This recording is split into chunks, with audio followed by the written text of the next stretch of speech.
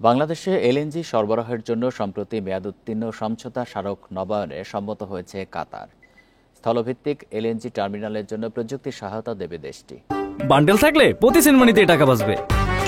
বিকাশ send money bundle কিনে জিতুন প্রতি লেনদেনে। কাতারের জ্বালানি বিষয়ক প্রতিমন্ত্রী সাদ বিন শেরিদা আল কাবি দোহায় আটনা শীর্ষ সম্মেলনের ফাঁকে প্রধান উপদেষ্টার সঙ্গে সাক্ষাতে এসব আশ্বাস দিয়েছেন। বলেছেন, কাতার যতটা সম্ভব বাংলাদেশকে সমর্থন করবে। এ সময় প্রধান উপদেষ্টা বাংলাদেশের জ্বালানি খাত পুনর্গঠনে কাতারের সহযোগিতা চান। কাতার এবং বাংলাদেশ 2017 সালের সেপ্টেম্বরে 15 বছরের জন্য 1.5 থেকে 2.5 মেট্রিক টন পেট্রোলিয়াম গ্যাস ক্রয় বিক্রয় চুক্তি করে।